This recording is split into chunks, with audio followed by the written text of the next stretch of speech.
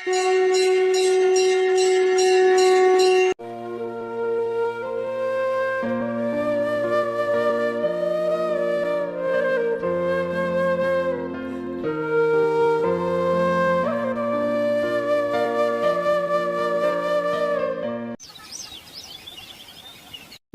रामायण के बाद दक्षिण भारत ही नहीं, कई देशों में भी रामायण को अपने अपने तरीके से लिखा गया है। इनमें से ज्यादातर रामायण में श्री राम के साथ ही रावण को भी काफी महत्व दिया गया है। रावण की बेटी का उल्लेख भी थाईलैंड की रामकीयन रामायण और कंबोडिया की रामकीर रामायण में किया गया है। रामकीयन और रामकीर रामायण के अनुसार 7 बेटों के अलावा रावण की एक बेटी भी थी, जिसका वर्णन इन्हीं 2 ग्रंथों रामकीयन रामायण तथा रामकीर रामायण में मिलता है। रावण की बेटी सुवर्ण मत्स्य का शरीर सोने की तरह दमकता था, इसलिए उनको सुवर्ण मच्छा अथवा स्वर्ण जलपरी भी कहा जाता है। प्रचलित लिखित कथा में वर्णन है कि एक बार रावण की बेटी सुवर्ण मच्छा को जब हनुमान जी से प्रेम हो गया। ये घटना तब की है जब प्रभु श्री राम ने लंका जाने के लिए समुद्र पर नल और नील को सेतु बनाने का कार्यभार सौंपा, तो नल और नील समस्त वानर सेना के साथ लंका तक समुद्र पर सेतु बांधने के कार्य में जुट गए। जब ये बात रावण को पता चली तो उसने अपनी बेटी सुवर्ण मच्छा को इस योजना को नाकाम करने का काम सौंपा। पिता की आज्ञा के अनुसार सुवर्ण मच्छा ने वानर सेना की ओर से समुद्र में फेंके जाने वाले पत्थरों और चट्टानों को गायब करना शुरू कर दिया। ये कैसे हो सकता है? हम जो भी पत्थर पानी में फेंक रहे हैं वो गायब हो रहे हैं। हाँ, ऐसे तो हम समुद्र पर सेतु नहीं बना पाएंगे, क्योंकि समुद्र में पत्थर और चट्टानें गायब हो रही हैं। नल नील, तुम चिंता मत करो, मैं अभी समुद्र के भीतर जाकर इस माया का पता लगाता हूँ। उसके पश्चात हनुमान जी इसका कारण जानने के लिए समुद्र में उतर गए। वे समुद्र की गहराई में इधर उधर ढूंढते रहे कि आखिर कौन सेतु के कार्य में बाधा डाल रहा है। तब हनुमान जी ने ध्यान से देखा और पाया कि एक सुनहरी मछली पत्थरों को अपनी पूंछ से खींचकर समुद्र में ले जा रही थी। वो मछली कोई और नहीं बल्कि रावण की बेटी सुवर्ण मच्छा थी। रुको, तो वो तुम ही हो जो हमारे सेतु के पत्थर गायब कर रही हो और हमारे सेतु के कार्य में बाधा डाल रही हो। सुवर्ण मच्छा ने जैसे ही हनुमान जी की ओर देखा, वो उन पर मोहित हो गई और मन ही मन उसे उनसे प्रेम हो गया। मैं तुमसे कुछ पूछ रहा हूँ, तुम कौन हो और ये सब क्यों कर रही हो? मैं श्री राम भक्त पवन पुत्र हनुमान तुम्हें दंड दूं, इससे पहले मुझे सत्य कहो। अच्छा, तो आप ही हनुमान हैं। आपकी वीरता के बारे में मैंने बहुत सुना है। आज आपके शुभ दर्शन भी हो गए। हे वीर हनुमान, मैं अपने पिता लंका नरेश महाराज रावण की आज्ञा का पालन कर रही हूँ। वो नहीं चाहते कि यह पुल बने, इसीलिए उन्होंने मुझे आदेश दिया था कि मैं सेतु निर्माण में बाधा उत्पन्न करूँ। तुम जानती नहीं हो कि तुम्हारे पिता अधर्म की राह पर चल रहे हैं। तुम जानती हो उन्होंने माता सीता का हरण किया है, इसीलिए प्रभु श्री राम माता सीता को तुम्हारे पिता रावण की कैद से छुड़ाने के लिए लंका पर चढ़ाई कर रहे हैं। पर लंका तक पहुंचने के लिए हमें सेतु निर्माण की आवश्यकता है, परंतु तुम्हारे ऐसा करने के कारण हमें इस कार्य में विलंब हो रहा है। ये मैं क्या करने जा रही थी? मुझे तो इस बारे में कुछ पता ही नहीं था। नहीं, मैं अधर्म का साथ नहीं दूंगी। आपका बहुत बहुत धन्यवाद। आपने मुझे ये पाप कर्म करने से रोक दिया और मेरा हृदय परिवर्तित किया। परंतु मैं आपसे कुछ कहना चाहती हूँ। मेरा हृदय परिवर्तित करने वाले वीर हनुमान, आपने मेरे हृदय में अपने लिए एक अलग स्थान बनाए है। मैं आपसे स्नेह करने लगी हूँ। हनुमान जी सुवर्ण मच्छा के हृदय की बातों को समझ रहे थे।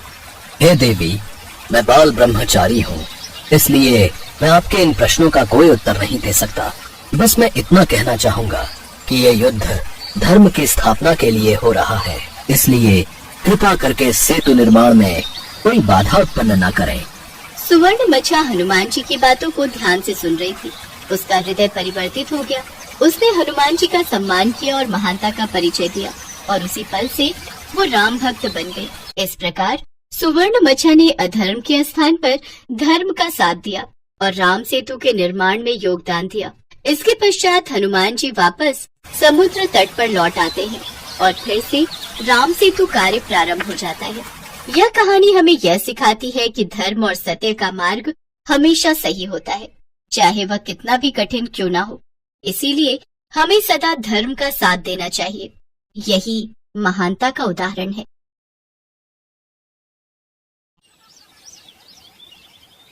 हमारे हिंदू धर्म में महान ग्रंथ रामायण से जुड़ी बहुत सी कथाएं प्रचलित हैं, जो रामायण से जुड़े सभी महान चरित्रों का वर्णन देती हैं।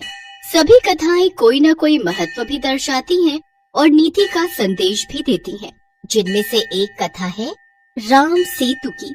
कहा जाता है कि जब लंकापति राजा रावण माता सीता का हरण करके लंका ले गया, तब भगवान श्री राम ने लंका पर चढ़ाई करने के लिए वानर राज सुग्रीव से सहायता ली थी। तब वानर राज सुग्रीव और हनुमान जी सहित सभी वानर सेना ने प्रभु श्री राम का साथ दिया, पर प्रभु श्री राम को लंका पहुंचने के लिए समुद्र को लांघना था। इसलिए प्रभु श्री राम ने समुद्र से रास्ता देने के लिए प्रार्थना की ताकि वो लंका पहुंच सके। प्रभु श्री राम को समुद्र से प्रार्थना करते हुए 3 दिन बीत गए, लेकिन समुद्र नहीं माना। तब श्री राम को उस पर क्रोध आ गया। बिना भय के प्रीति नहीं होती। लक्ष्मण, मेरा धनुष नाप, ताकि मैं अग्नि बाण से इस अहंकारी समुद्र को सुखा दूं। क्योंकि जिस प्रकार माया में फंसे व्यक्ति को ज्ञान की बात सुनाना, अत्यंत लोभी से वैराग्य और क्रोधी से शांति की बातें करना फलदायी नहीं होता, उसी तरह इसके आगे भी प्रार्थना करना व्यर्थ है। जी भैया। श्री राम ने धनुष पर प्रत्यंचा चढ़ाई तो समुद्र भय से कांप गया। पूरी सृष्टि कांपने लगी, स्वर्ग में भी उथल पुथल हो गई। जैसे ही प्रभु श्री राम अग्नि बाण छोड़ने लगते हैं, अचानक घबराकर समुद्र श्री राम के समक्ष प्रकट होता है और क्षमा प्रार्थना करता है।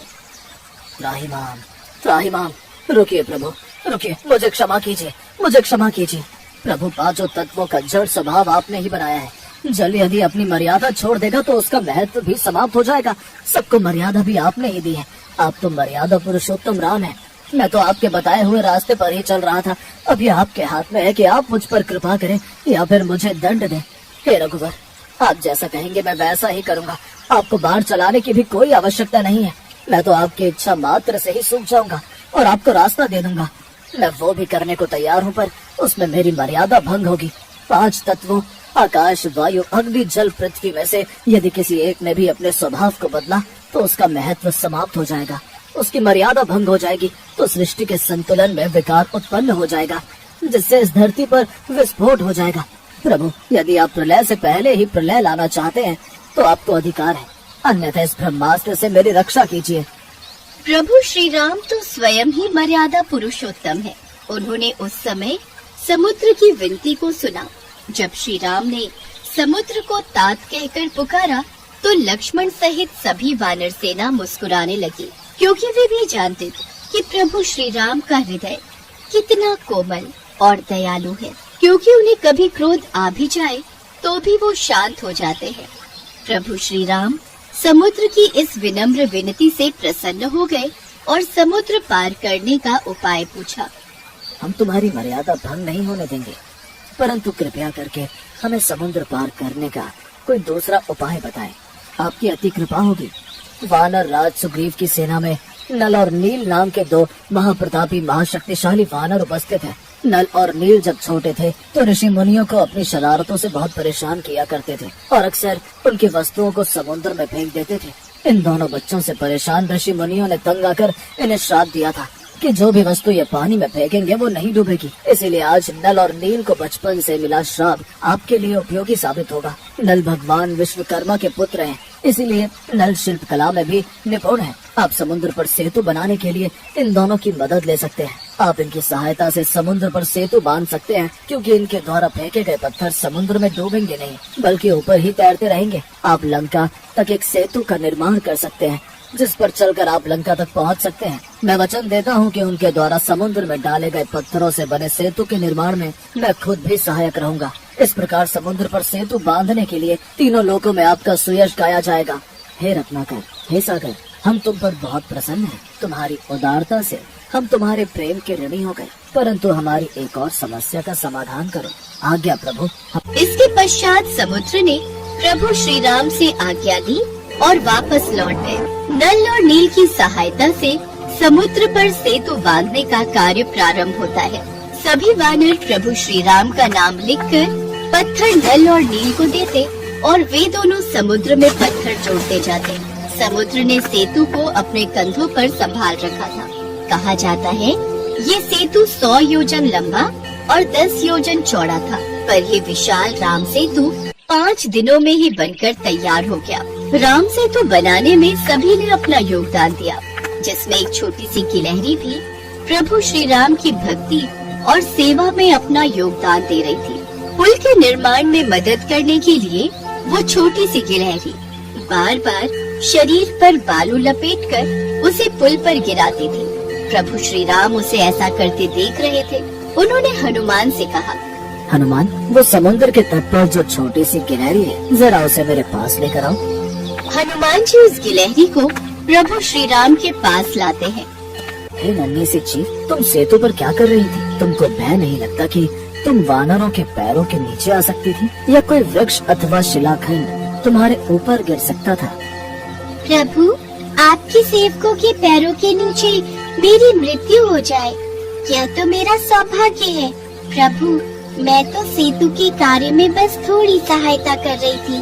सेतु में बहुत बड़े बड़े शिलाखंड और वृक्ष लगाए जा रहे हैं। ऊंची नीची भूमि पर चलने में आपको कष्ट होगा, यह सोचकर मैं सेतु के छोटे छोटे गड्ढों में रेत भर देने का प्रयत्न कर रही थी।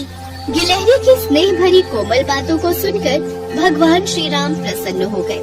उन्होंने अपने बाएं हाथ पर गिलहरी को बिठा लिया। जगत पालक ने उस जीव को वह आसन दिया जो किसी भक्त को भी प्राप्त नहीं होता। कहते हैं इस सेवा भाव को देखकर श्री राम ने गिलहरी की पीठ पर स्नेह से अपना हाथ फिराया। तभी से गिलहरी की पीठ पर प्रभु श्री राम की अंगुलियों के चिन्ह स्वरूप में 3 श्वेत रेखाएं बन गयी। प्रभु श्री राम का चरित्र ही ऐसा है कि हर कोई प्रभु श्री राम की भक्ति में लीन हो जाता है। प्रभु श्री राम करुणा के अवतार हैं। वे अपने भक्तों पर अथाह प्रेम न्योछावर कर देते हैं। कहते हैं प्रभु श्री राम का नाम लेने से ही सारे काम सिद्ध हो जाते हैं।